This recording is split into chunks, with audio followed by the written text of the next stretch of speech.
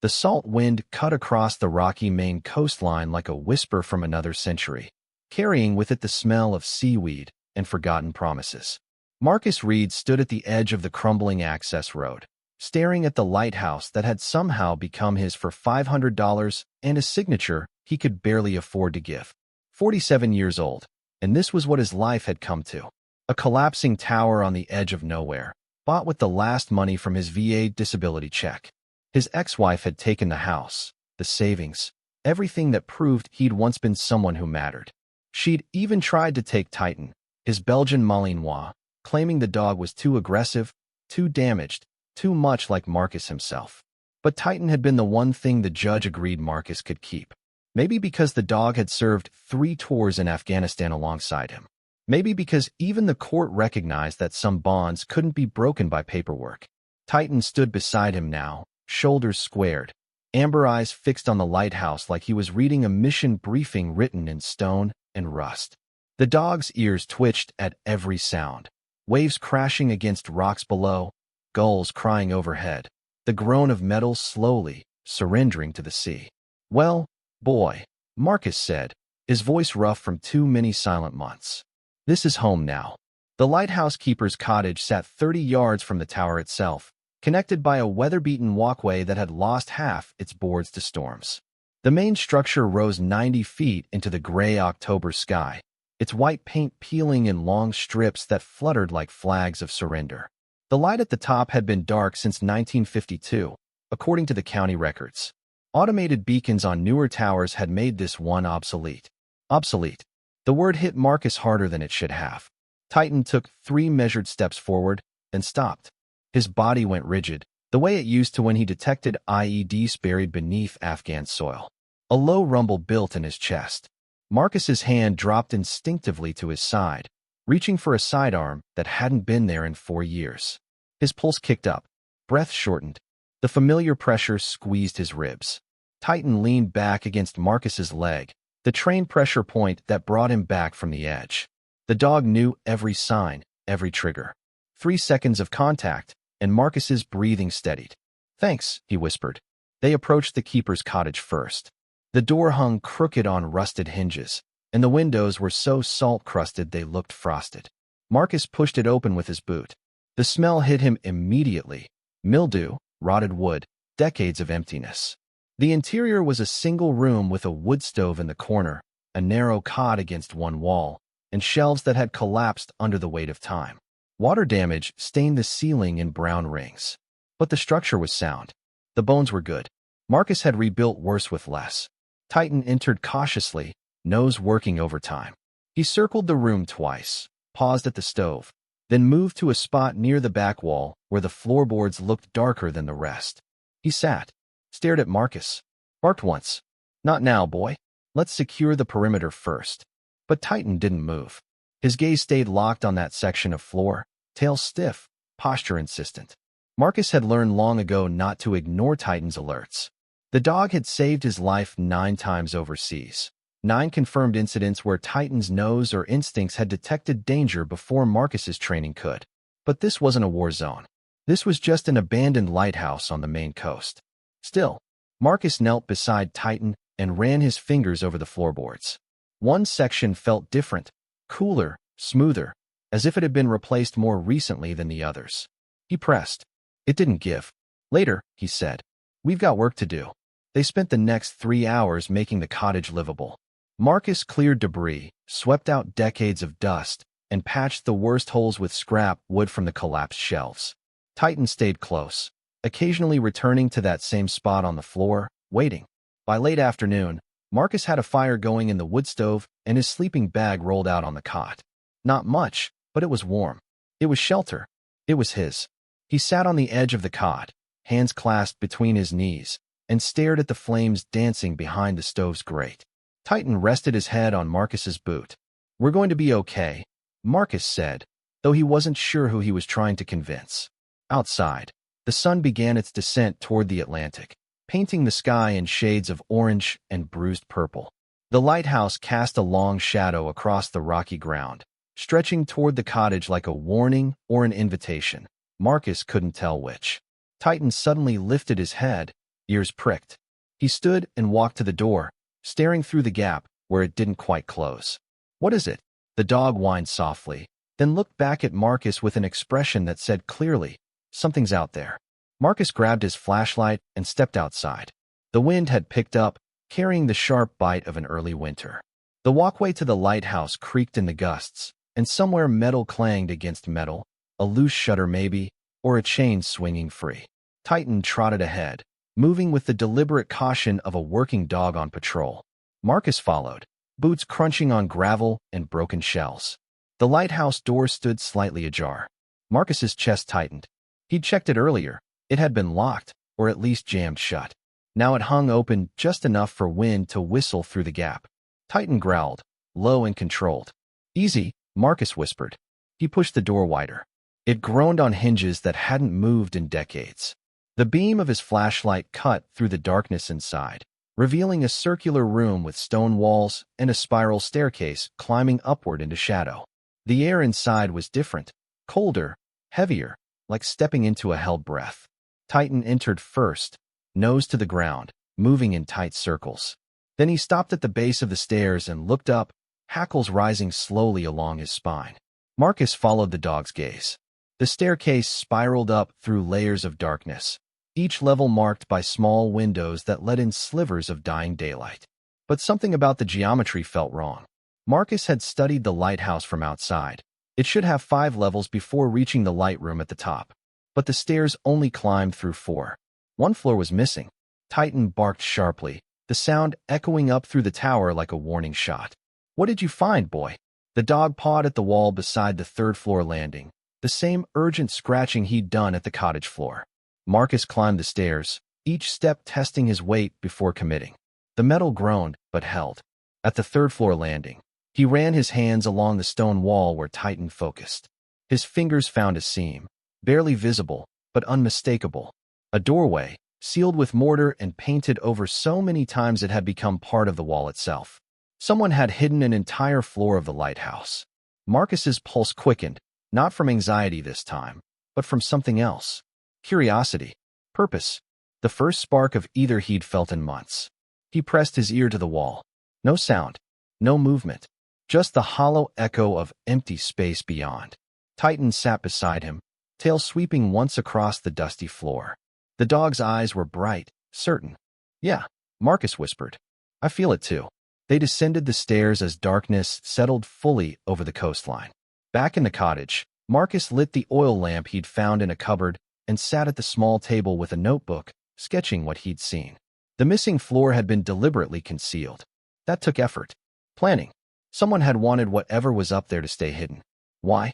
Titan rested at his feet, occasionally lifting his head to stare at the door, at the wall, at the lighthouse visible through the salt-crusted window.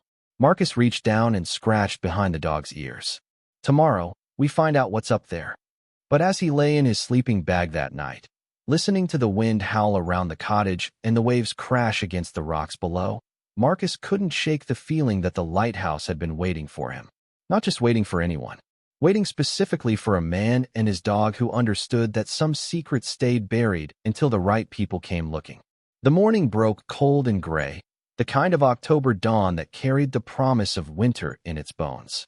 Marcus woke to Titan's wet nose pressed against his face, the dog's way of saying the perimeter needed checking. He pulled on his jacket and boots, muscles stiff from sleeping on the narrow cot. Outside, fog rolled in from the ocean in thick waves, swallowing the lighthouse until only its top third remained visible, floating in the mist like a ghost of itself. Titan trotted ahead, nose down, moving with the systematic precision of a trained patrol dog. He marked the same path around the cottage that he'd walked yesterday, checking for changes, disturbances, threats. Marcus followed, coffee steaming in a dented metal cup he'd found hanging from a nail. The hot liquid burned going down, but it grounded him, kept him present. Dr. Yates at the VA had taught him that small rituals, sensory anchors, things that reminded his nervous system he was here, not there. Titan stopped suddenly near the edge of the cliff, 20 yards past the lighthouse. His ears shot forward, body going rigid. Marcus set down the coffee and moved beside him. "What VE you got?" The dog stared down at the rocks below, where the tide pulled back in long, slow rhythms. Nothing moved. No one was there. But something had caught Titan's attention. A scent, a sound, some disturbance in the pattern. Just the ocean, boy. But Titan's growl said otherwise. Marcus scanned the coastline. To the north, the nearest neighbor was 3 miles away, a seasonal cottage that had been dark since they arrived. To the south, nothing but cliffs and forest for 5 miles before the road curved back toward town. They were alone. And yet, Marcus felt it too. The sensation of being watched. Not aggressively, but observed. Noted. The same feeling he used to get on patrol when villagers tracked their movements from windows and rooftops. "Come on," he said. "Let's get some work done." They spent the morning gathering supplies from what remained in the keeper's cottage and the old storage shed behind it. Marcus found rusted tools, coils of rope that crumbled when touched, and a wooden crate filled with maritime charts from the 1940s. One chart showed the lighthouse's original layout. Marcus spread it across the cottage table, weighing down the corners with rocks. The diagram confirmed what he'd suspected. 5 floors. The third floor, the one that had been sealed, was labeled simply, storage. Titan nosed the chart, then looked up at Marcus with an expression that said clearly, "That's not storage." "No," Marcus agreed. "I don't think it is either." He traced the lighthouse's footprint with his finger. The third floor should have a single room roughly 15 feet in diameter, with 2 windows facing east and west. But when he'd examined the tower from outside yesterday, he'd only seen 1 window at that level, and it had been bricked over from the inside. Someone had gone to great lengths to erase that floor from existence. By noon, Marcus had assembled the tools he'd need to break through the sealed door: a pry bar, a hammer, a chisel, and a battery-powered lantern he'd bought in town before coming out here. Not much, but enough. Titan waited by the cottage door, tail wagging slowly. "You ready for this?" The dog barked once. Affirmative. They crossed to the lighthouse together, the fog thinning slightly to reveal the full structure. Up close, the wear showed everywhere. Cracks in the stone foundation, rust bleeding down from metal joints, wooden window frames so rotted they'd become lace. But the tower still stood. Stubborn. Defiant. Like Marcus himself. Inside, the circular room felt colder than yesterday, the kind of cold that had nothing to do with temperature. Titan moved immediately to the spiral staircase, looking up expectantly. Marcus started climbing. His boots rang against metal stairs that trembled under his weight, but held. At the first landing, he paused, breathing hard. The altitude bothered him more than it used to. Too many months of sitting still, of letting his body forget what it once knew. Titan waited patiently, not judging, just present. They climbed past the second floor, empty except for bird nests and broken glass, and reached the third-floor landing where the sealed door waited. In daylight filtering through the stairwell's narrow windows, Marcus could see the work more clearly. The doorway had been filled with brick and mortar, then plastered smooth, then painted over. Multiple layers, applied over years, maybe decades. He set down his tools and ran his hands over the surface, feeling for weak points. Near the bottom, where moisture had seeped up from below, the mortar had begun to crumble. "There," he said. Titan watched intently as Marcus positioned the chisel and struck it with the hammer. The sound echoed up through the tower, sharp and violent in the confined space. Bits of mortar fell away, revealing the brick beneath. He worked steadily, methodically, the way he'd once cleared debris from collapsed buildings in Kandahar. Breathe. Strike. Assess. Repeat. 30 minutes later, he'd opened a gap large enough to see through. Marcus shone the lantern into the darkness beyond. The beam caught dust particles swirling in still air, then found walls lined with shelves. Not storage shelves. These were built in, floor to ceiling, filled with objects wrapped in oilcloth and canvas. Well, Marcus breathed. Someone definitely didn't want this found. Titan whined softly, shifting his weight. Marcus enlarged the opening until he could fit through, then climbed into the sealed room. The air inside tasted old, undisturbed, like breaking a seal that had held for generations. The shelves held dozens of wrapped bundles, each carefully labeled with dates and numbers. Marcus picked up the nearest one. The label read, November 1948. Number 7. He unwrapped the oilcloth slowly. Inside was a logbook, leather-bound, filled with handwritten entries in precise, controlled script. November 3rd, 1948.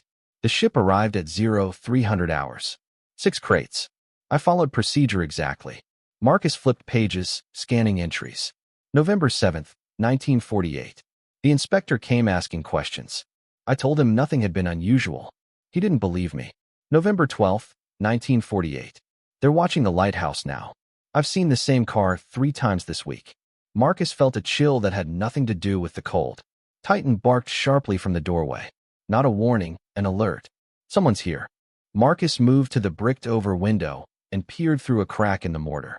Below, on the access road, a dark sedan had pulled to a stop. A man in a gray coat stepped out, looking up at the lighthouse with the casual posture of someone who had every right to be there. But Titan's growl said otherwise.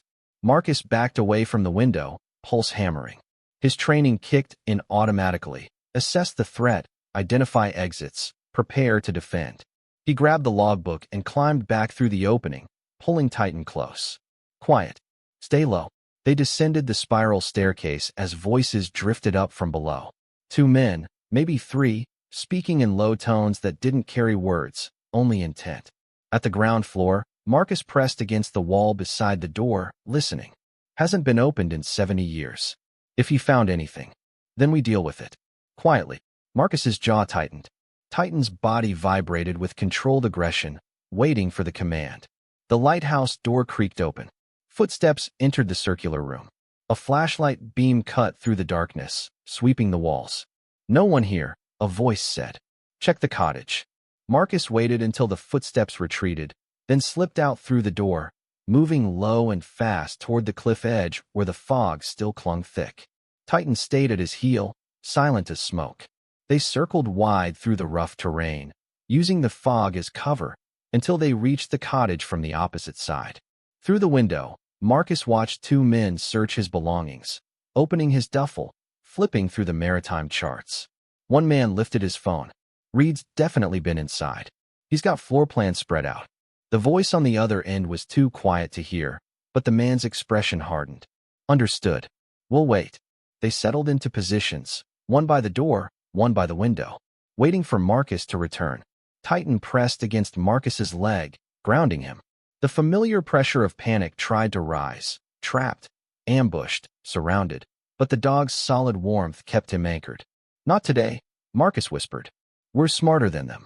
He pulled back into the fog, moving north along the cliff toward the old access trail he'd noticed during his first survey of the property. It was overgrown, barely visible, but it led down to a narrow beach below. They descended carefully, Titan picking his way over loose rocks with the sure-footed grace of a mountain goat. At the bottom, Marcus found a small cave carved into the cliff face by centuries of waves, dry, hidden, defensible. He pulled out the logbook he'd grabbed from the sealed room and opened it to the first page. This record is kept in accordance with unofficial protocol, should questions arise regarding cargo received November 1948.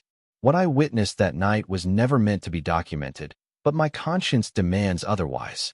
Marcus kept reading as the fog thickened around them, and the men in the cottage above waited for a veteran who was already gone. Whatever secret the lighthouse had kept since 1948, Marcus and Titan had just become its newest guardians. And someone very much wanted that secret to stay buried. The cave smelled of salt and ancient stone, a pocket of darkness carved by tides that had forgotten more storms than Marcus had survived. He sat with his back against the rock wall, Titan curled tight against his side, both of them listening to the waves crash and retreat in rhythms older than secrets. The logbook lay open across Marcus's knees, illuminated by the small flashlight clamped between his teeth. The handwriting was steady, methodical, the script of someone trained to document precisely what they observed. November 1st, 1948. Orders received via encrypted transmission. Prepare for unscheduled delivery. Maintain lighthouse operations as normal. Report no anomalies. Marcus flipped the page. November 3rd, 1948. 0300 hours. Vessel approached from northeast, running dark. 6 wooden crates all floated to shore. Crew spoke no English, or pretended not to. Manifest listed cargo as navigational equipment. Weight and dimensions inconsistent with such equipment. Titan's ears twitched. Voices carried down from above, faint but distinct. Still out here somewhere. Vehicles cold. Check the cliff trails. Marcus clicked off the flashlight and pressed deeper into the cave. Titan stayed motionless beside him, breathing shallow, eyes reflecting what little light reached them. The voices faded. Footsteps crunched across gravel, moving away from the cliff edge. Marcus waited 10 full minutes before turning the light back on. Titan relaxed slightly, but remained alert. He continued reading. November 5, 1948. Inspector Morris arrived unannounced. Asked about unusual maritime activity. I showed him standard logs only. He examined the lighthouse, but did not ask about the third floor. I believe he suspects, but has no evidence. November 7, 1948. The 6 crates remain in temporary storage.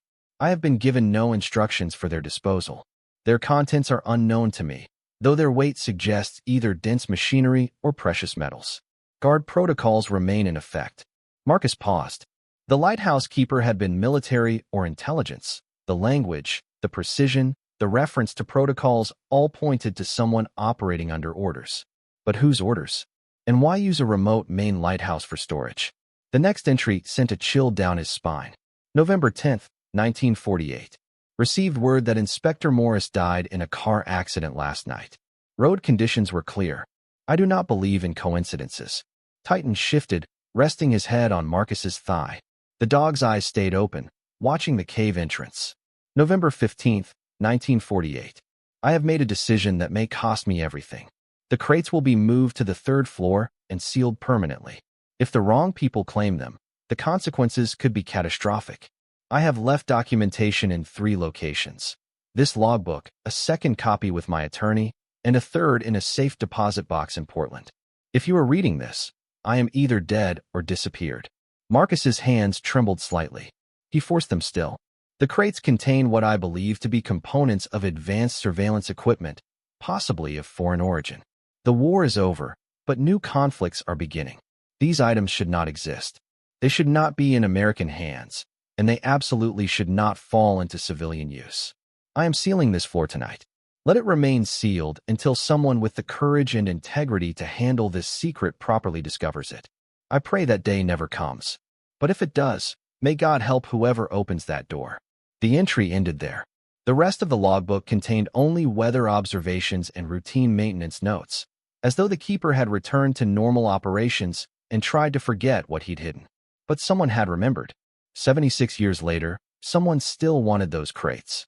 Marcus closed the logbook and sat in the darkness, listening to Titan's steady breathing and the ocean's endless conversation with the shore. His phone had 1 bar of signal. He considered calling the police, but the memory of Inspector Morris's accident stopped him. If the wrong people had been watching this lighthouse for decades, they'd have connections, resources, the kind of reach that made local law enforcement irrelevant.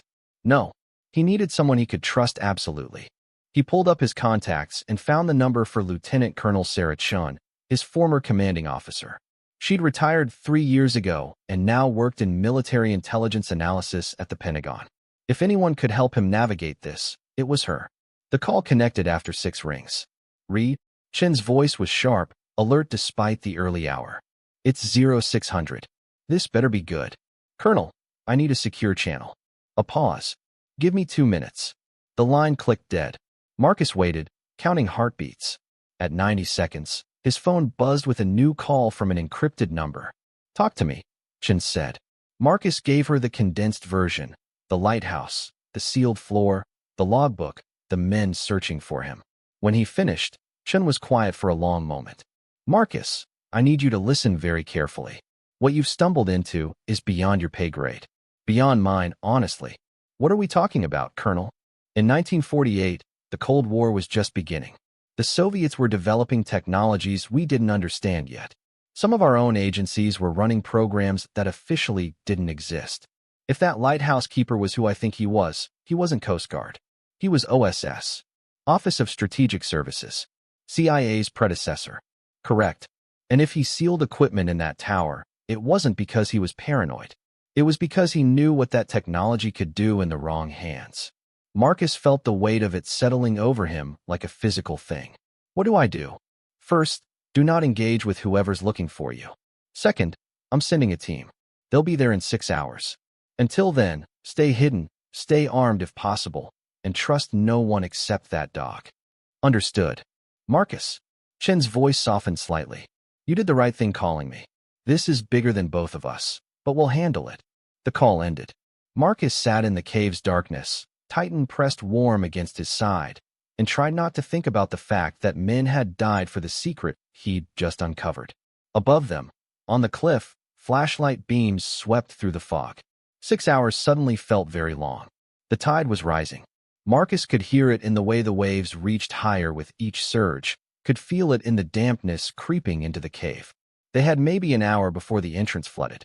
Titan sensed the change too, shifting restlessly, looking toward the cave mouth with ears swiveling. I know, boy. We need to move. Marcus packed the logbook carefully into his jacket, zipping it against his chest. Outside, the fog had thickened into something nearly solid, a gray wall that muffled sound and swallowed light. Good. Fog was cover. He clicked on his flashlight for just a second, mapping their path. 50 yards north along the rocky beach, then a steep scramble up loose shale to reach the forest above. From there, they could work their way inland, away from the lighthouse and the cottage, away from whoever was hunting them. They moved in silence, Titan's nails clicking softly on wet stone, Marcus's boots finding purchase where they could. The fog pressed close, beating on their skin, making everything slick. Halfway to the forest trail, Titan froze. His body went rigid, one paw lifted, head turned toward the cliff face. The hackles along his spine rose slowly. Marcus dropped into a crouch, hand on the dog's collar. What is it? Then he heard it too. Voices, closer than they should be. 2 men, maybe 3, descending the cliff path they'd used earlier. Tracking dog would help. We don't need dogs. He's got nowhere to go. The road's blocked and... The voice cut off abruptly. Marcus pressed himself against the cliff wall, pulling Titan into the shadows beside a boulder. The fog helped, but if anyone came within 10 feet, they'd be spotted. Footsteps crunched on gravel. A flashlight beam swept across the rocks, passing inches from where Marcus crouched. Nothing down here. Tide's coming in anyway. Check the cave. Marcus's pulse hammered. The cave they'd just left was the only shelter on this section of beach. If the men went inside, they'd find the impression where he'd sat, the disturbed sand where Titan had paced. Evidence that Marcus had been there. Titan's body vibrated with suppressed aggression. Marcus tightened his grip on the dog's collar, keeping him steady. One set of footsteps moved toward the cave. The flashlight beam disappeared inside. This was it. The moment when everything either held together or fell apart. Marcus counted breaths. 3, 4, 5. He's been here. Sand's disturbed. How long ago? Can't tell. Could be minutes, could be hours. A pause, then, he's got the logbook. That means he knows. Then we need to find him before Chen's people arrive. Marcus felt his blood go cold. They knew about Chen's team, which meant they had access to military communications, or someone on the inside was feeding them information. Fan out. Check the northern trails. The footsteps retreated. Marcus waited until he couldn't hear anything except waves and wind before moving again.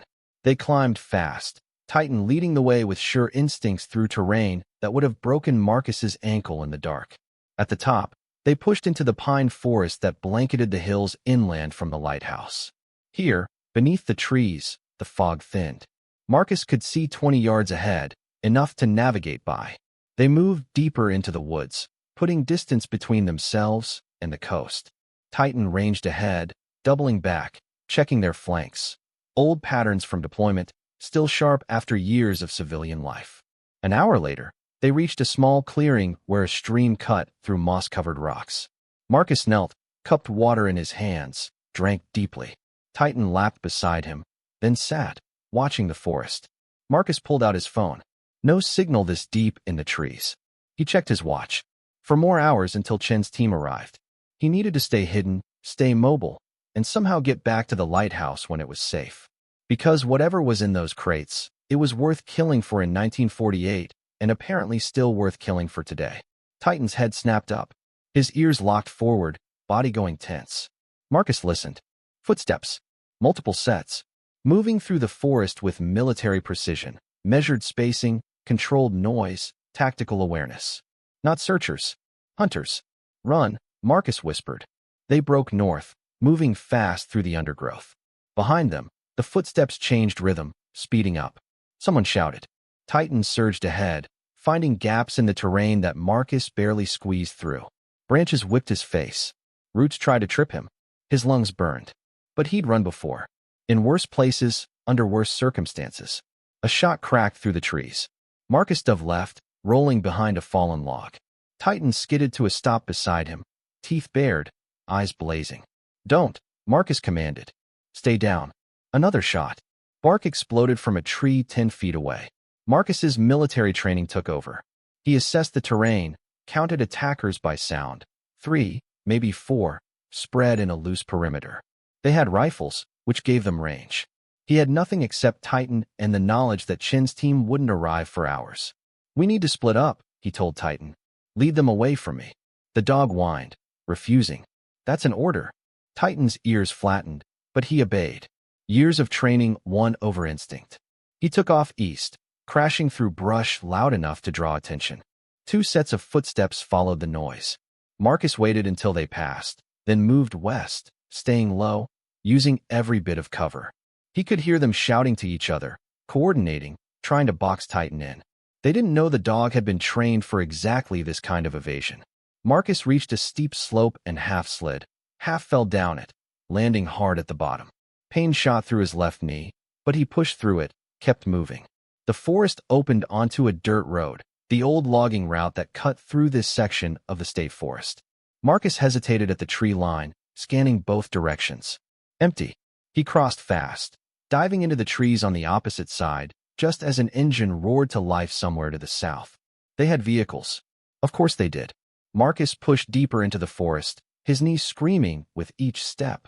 He couldn't maintain this pace much longer. Couldn't keep running blindly. He needed a plan. Ahead, through the trees, he spotted something dark and angular. A structure. The old fire watchtower. He'd seen it marked on the maritime charts. Built in the 1930s, abandoned for decades, but still standing. Marcus changed direction, making for the tower. If he could get to high ground, he'd have visibility. Could see them coming. Could defend a position until Chin's team arrived. It was a terrible plan, but it was the only one he had. He reached the tower as full dark settled over the forest. The structure rose 40 feet into the air, metal framework rusted but solid. A ladder climbed one side, rungs missing in places. Marcus started up. Each movement sent fresh pain through his knee, but he climbed anyway. At the top, a small enclosed platform gave him 360-degree views of the forest.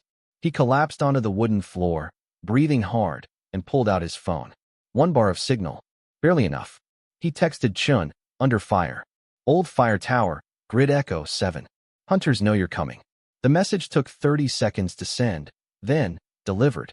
Response came back immediately. Hold position. ETA 90 minutes. 90 minutes. Marcus could do 90 minutes. He checked his surroundings. The platform had a rusty filing cabinet in one corner and broken glass everywhere. Not much to work with, but the ladder was the only way up. Defensible, if barely.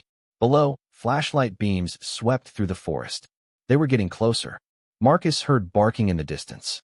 Titan, leading them in circles, buying time. Good boy, he whispered into the darkness.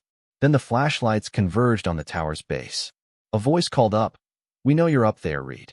Make this easy on everyone. Marcus didn't respond. Instead, he pulled the logbook from his jacket and opened it to the last page, where the lighthouse keeper had written his final entry. If you're reading this, you've chosen to stand against forces that prefer darkness to light. I don't know if that makes you brave or foolish. Probably both. But know this, some secrets are worth protecting, even at great cost. Especially at great cost. The crates contain prototypes of surveillance technology decades ahead of its time. In the wrong hands, it could reshape the balance of power globally. I've hidden them because I believe some knowledge is too dangerous to unleash. If you found this, finish what I started. Don't let them take what's in that tower. Marcus closed the logbook as footsteps started climbing the ladder below. He stood, positioned himself at the trapdoor, and waited. When the first head appeared through the opening, Marcus kicked hard. The man fell back with a shout. The ladder rang with the impact of his body hitting rungs on the way down. That was a warning, Marcus called down. Next one won't be. Silence. Then, you can't hold that position forever. Don't have to. Just have to hold it for 90 minutes. More silence. Marcus could practically hear them calculating, reassessing. Then engines started. 2, maybe 3 vehicles, moving away from the tower. Marcus frowned. They were leaving? That didn't make sense unless. His phone buzzed. Text from Chun. They're heading to the lighthouse. Destroy what's in the 3rd floor before we arrive. Do it now. Marcus's stomach dropped. Of course. If they couldn't stop him from getting help, they'd destroy the evidence instead. And if they reached the lighthouse before Chen's team, there'd be nothing left to prove any of this had happened. Marcus looked down at the ladder, at his injured knee, at the forest shrouded in darkness. Then he heard barking, getting closer. Titan, circling back. The dog emerged from the trees and positioned himself at the base of the ladder, looking up with bright, expectant eyes. We're not done yet, are we? Marcus said. Titan barked once. Never. Marcus started climbing down, moving as fast as his damaged knee allowed. When he reached the bottom, Titan pressed against him, grounding him through the spike of panic that came with impossible odds. We need to beat them back to the lighthouse, Marcus said. Think you can run? Titan's tail swept once, confident. Then let's move. They ran through the forest, retracing their route, Titan leading the way through darkness that would have been impassable alone. Behind them, engines roared through the night, taking the longer road route. Marcus and Titan had the direct path. Straight through the forest, across rough terrain, no roads to follow. It would be close. The lighthouse appeared through the trees 40 minutes later, its white tower catching moonlight that had broken through the fog. Vehicles were parked at the access road. 3 of them, doors open, men moving toward the tower with purpose. Marcus didn't hesitate.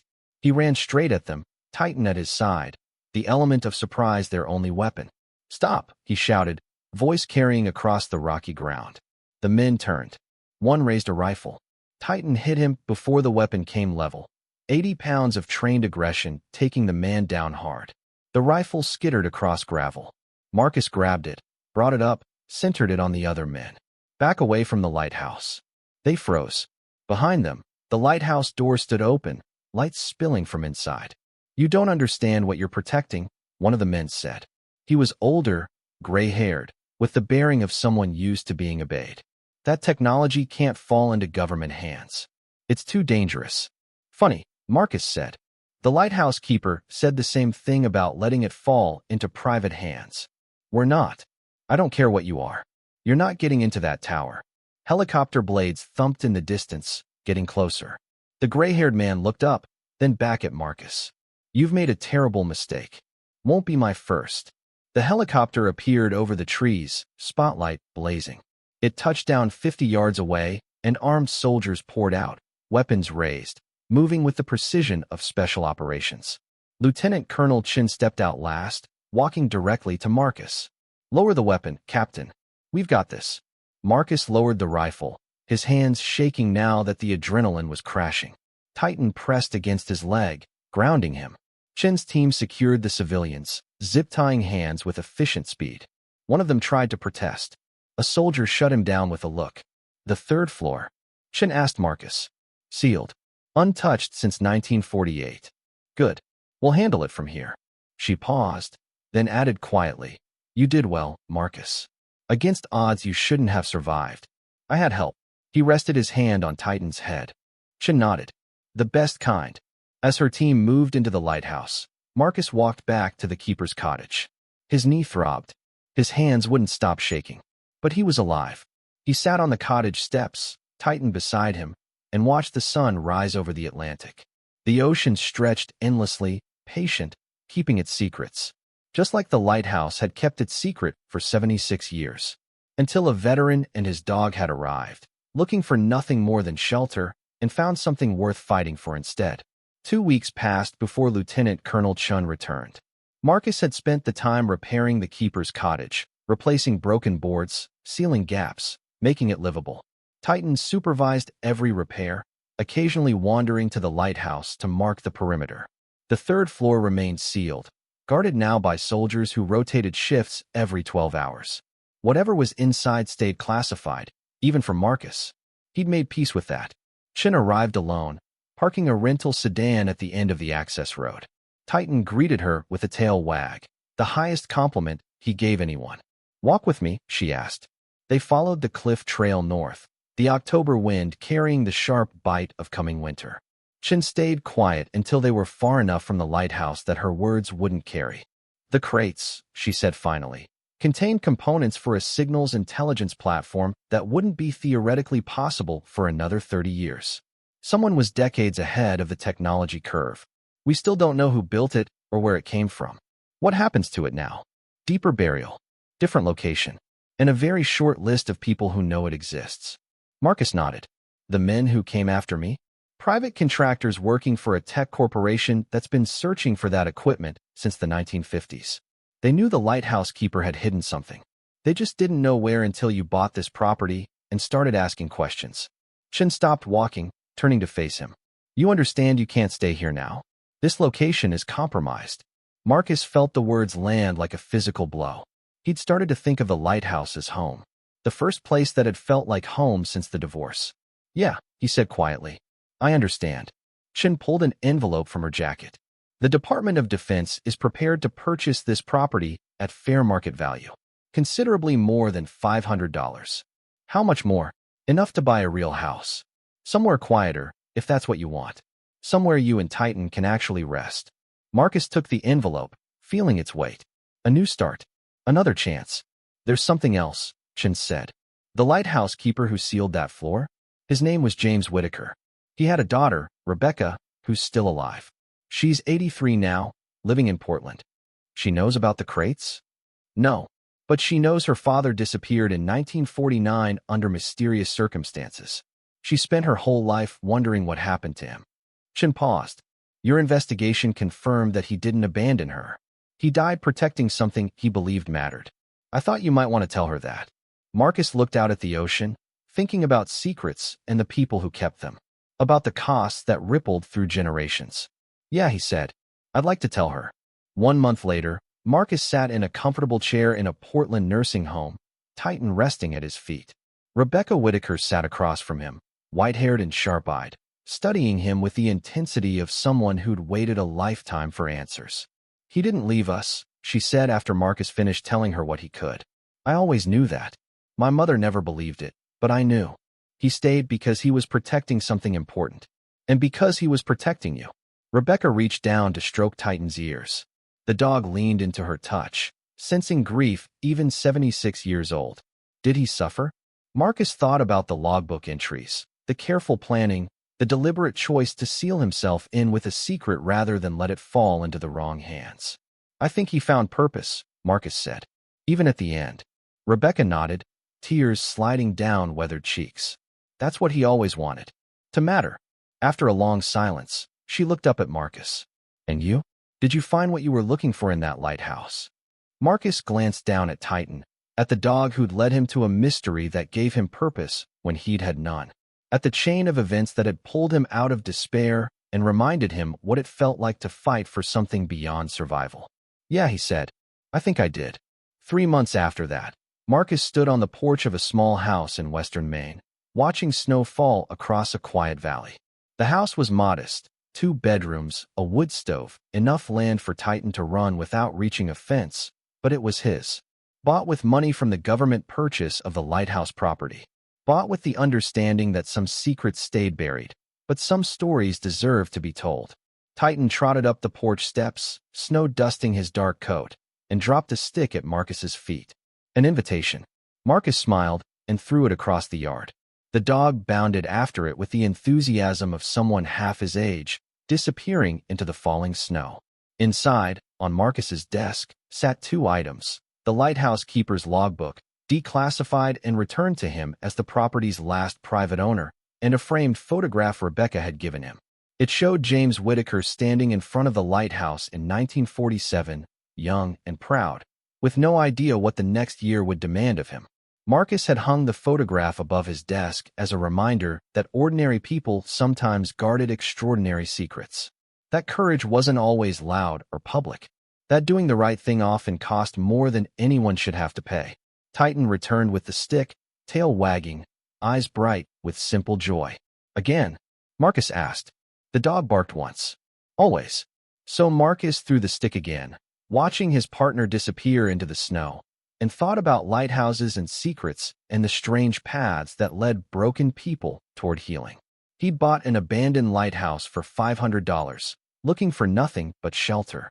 Instead, he'd found a mystery, a purpose, and the reminder that some bonds between people, between species, between past and present, couldn't be broken by time or distance or even death. The lighthouse stood empty now, its third floor resealed, its secrets relocated to deeper vaults. But its story remained, passed from James Whitaker to Marcus Reid, a reminder that every generation faced the choice between darkness and light.